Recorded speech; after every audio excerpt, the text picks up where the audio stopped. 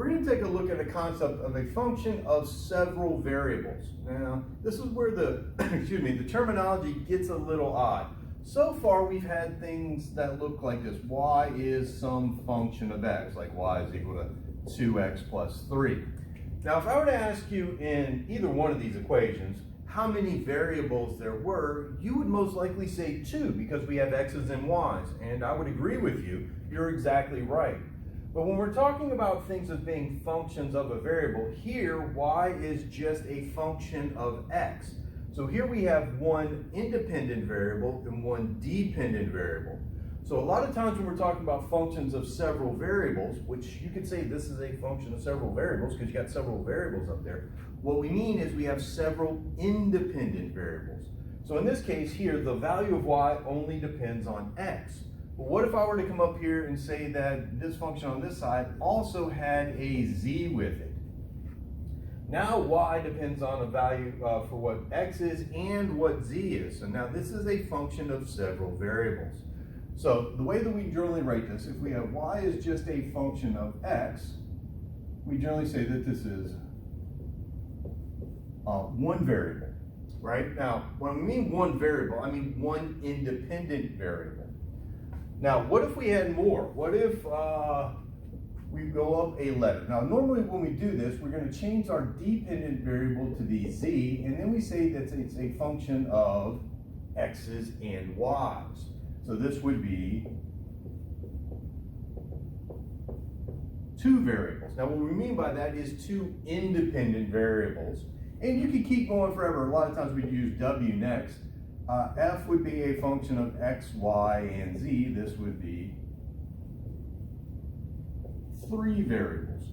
So in fact, you can have an infinite number of these, and they don't have to be called x, y, z like we'll see in a second here. But most of the time when we're looking at these, it's going to have the first one we generally consider x if you're not told any different. The next one's y, the next one's z, so on.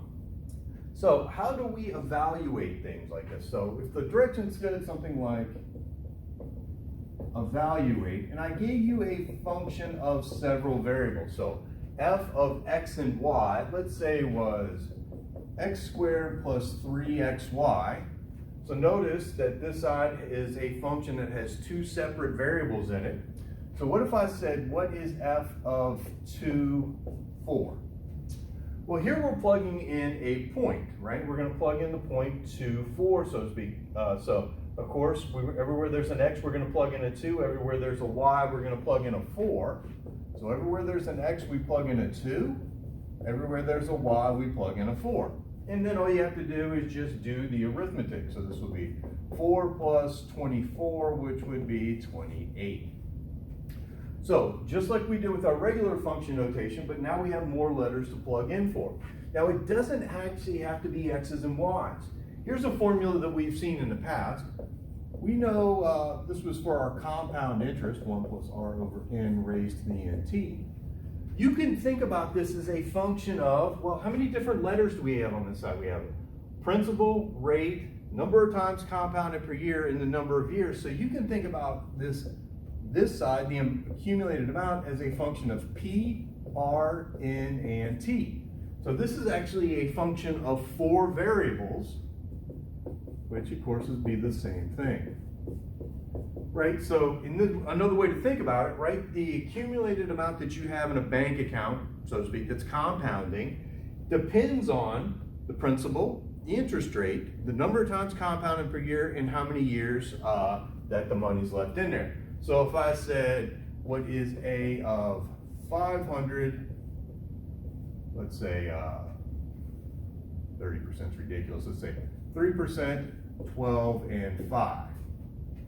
Okay, so what is this representing? Well, we're saying that we're going to invest $500 at 3% interest. We're going to compound 12 times per year, and we're going to leave it in there for 5 years. So, of course, what will we do? Everywhere there's a P, we're going to put a 500. Everywhere there's an R, we're going to put 0.03, so plus 0.03. Everywhere there's an N, we're going to put a 12. And everywhere there's a T, we're going to put a 5. All right, you're gonna need a calculator to figure out what that is. I'm just kind of showing you how to actually plug into a multivariable function. So evaluating these is very, very straightforward, pretty easy to do. Now let's go back and see if we can kind of interpret a little bit of what some of these mean. Let's get this out of the way.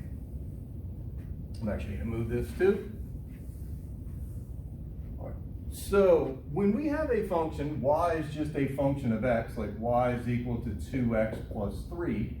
Since we have technically two variables here, an independent and a dependent variable, we need two axes. We need a direction for x to move in and a direction for y to move in.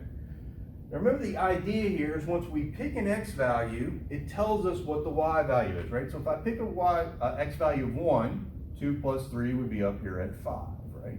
If I pick an x value of 2, I plug that in, I'd have 4 plus 3, which would be 7. And you could do that for all the points. Now, what you kind of want to think about this is, for every one of these values along the x-axis, I'm just kind of erasing those there, along the x-axis, those are the domain, right? Those get mapped to the range up here.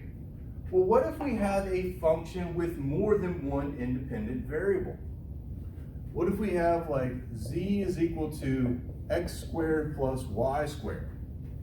Well, since we have three total variables, two independent variables and one dependent variable, we actually need three axes to draw this. And the way that we normally draw this is we have x, y, and z. So the xy plane, kind of like in this picture, is kind of flat coming out of the board at us. Well, what happens here is, now we're going to pick a point in the xy plane because those are our two variables. Notice over here, x was our independent variable, so we picked x values. X's and y's are independent variables, so we're going to pick values in the xy plane and plug them in. So let's do an easy one. If I pick the point 0, 0 in the xy plane, of course, that would be 0 squared plus 0 squared, of course, is 0. So that point right there is actually on the graph. If I went to the point x is 1, y is 1, so think about this, that point's out there in the xy plane. What would I get there? Well, z would be 1 squared plus 1 squared, which would be 2. So that point right there, that's in your domain, gets mapped to this point up here in the z height. So basically what we're getting is we're going to get a three-dimensional picture. Now, if you were to completely draw this picture, I'm going to sketch it over here to the side, just so I don't overwrite that. The shape you get for this is actually, ooh, that's really crooked. You can kind of think about this as a three-dimensional parabola. It's called a paraboloid, actually. Ooh, it's even worse. Let's see.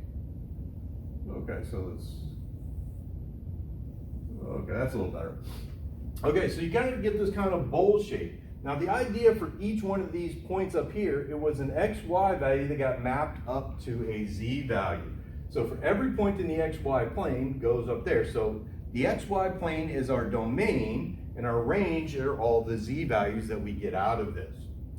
Now since we're talking about domain, remember some functions, the domain's not everything, right? There's some functions we're not allowed to plug values in. So how do we find the domain of a multivariable function? Well, let's see. Oh, I'm falling. Let's see. What if we do, I'll leave that up there. Let's do finding the domain of a function of several variables. Well, believe it or not, it's exactly the same way that we find our domain when we were doing domain from pre-calculus type of stuff. Let's say if I said, let's just do f of x was the square root of x plus 3.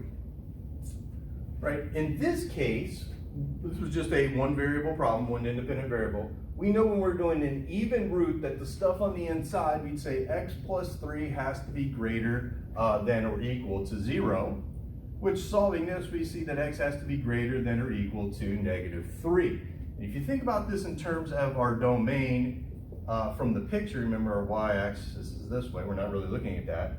We would come over here to -3, and our domain would be we are only allowed to plug in these x values into that function, right? Because the x's were our domain.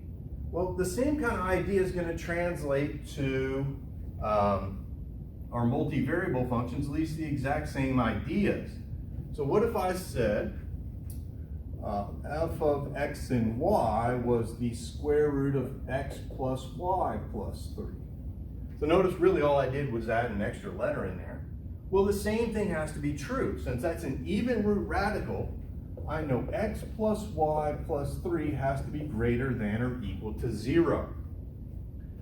Now, this one isn't quite as easy to picture what's actually happening here. So what I'm going to do is I'm going to go ahead and solve for y, which means I'm going to move the x over and the 3 over. So I get that y has to be greater than or equal to -x plus 3.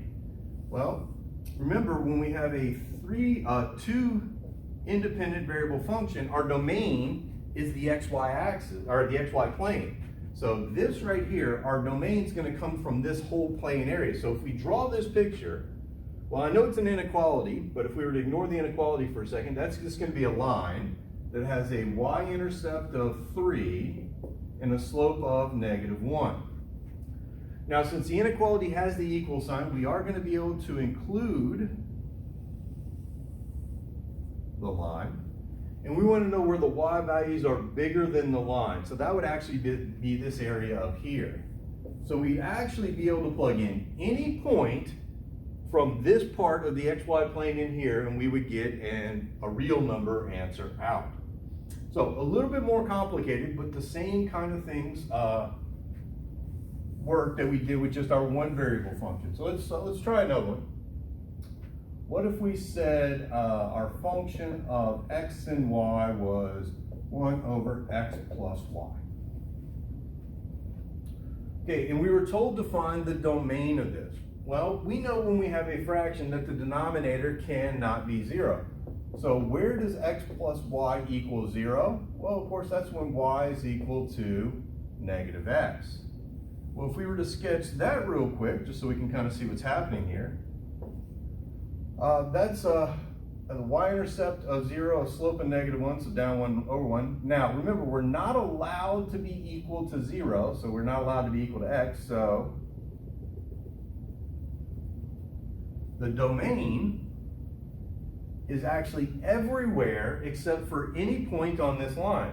Because for any point on this line, that would make x plus y equal to 0. So the domain is everywhere over here and everywhere over here. So I'm just going to kind of over there and over there. So you can plug in any point you want except for any point that lies along that line. All right, let's take a look at maybe one more here, just so we get an idea. So what about, we have some other function, g of x and y is equal to the natural log of, I don't know, x squared plus y squared. Okay, so when we're looking at this, we know that when we're taking the log of something, the stuff on the inside, the x squared plus y squared has to be greater than 0, right? We're not allowed to take the log of negatives. Well, this one's a little weird because if we draw that, what is x squared plus y squared? Well, x squared plus y squared equals a number like x squared plus y squared equals 4. Remember, this would be a circle of radius 2. So what's x squared plus y squared equals 0? Well, that would be a circle of radius 0 or a point. And that point would be 0, 0. So we know we can't have the origin, but any other point there would actually work. So the domain of this is actually everywhere except for the origin. The only point you're not allowed to plug into this is the point 0, 0. Every other point would work. So the same tricks that we did for finding the domain of just a one variable function works the same here, except for the domain that we get out of here, now it doesn't fall like just along the x-axis, it falls in the xy plane.